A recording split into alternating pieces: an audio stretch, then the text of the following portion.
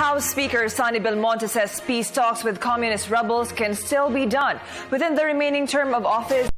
Aquino. Belmonte said he was surprised upon learning that top honchos of the Communist Party of the Philippines and National Democratic Front told him that they had sent feelers through an intermediary about their willingness to resume stalled peace negotiations.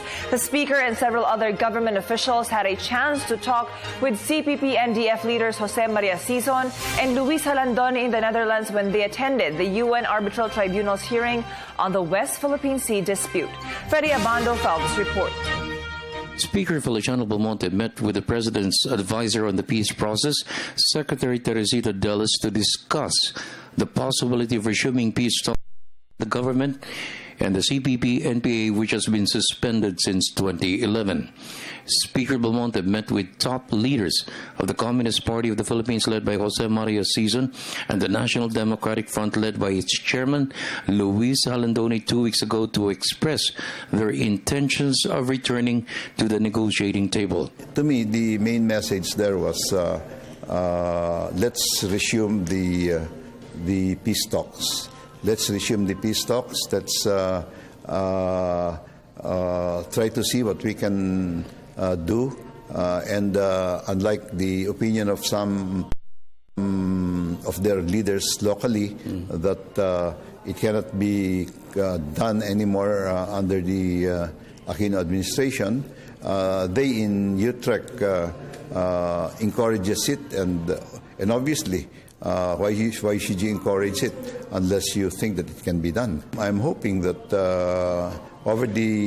shortly I will be talking with the head of the peace process in the Philippines, which is Secretary Delis, and I will mention this to her. But I have also mentioned it to the President that we should try to revive it. Belmonte stressed that there is still sufficient time for the talks to be completed before the end of the President's term. The Speaker bared Norway is again willing to host the talks in Oslo.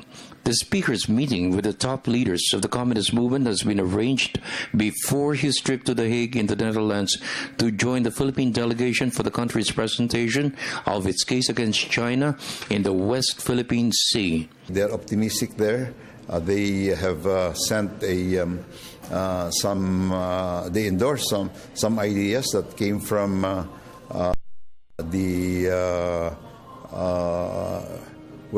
so to speak, the third-party entity trying to mediate us, which is Norway, and they have given the response there, and we're awaiting a response from us as of the time when I talked with them. It has been the position of Secretary Delis and the government's chief negotiator, Attorney Alex Padilla, there should be no preconditions for the peace talks to resume. One precondition is political prisoners. Belmonte is hoping both panels can agree on a common agenda that is doable, that will lead to a peace agreement and end more than 40 years of the communist insurgency. The AFP is for the resumption of the peace talks.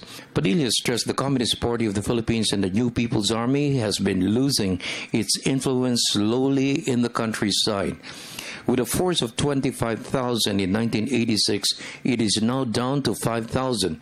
Because of this, it has lost financial support from revolutionary groups overseas and has resorted to extortion by imposing revolutionary taxes. If they want to talk peace, let's talk peace in relation to the elections.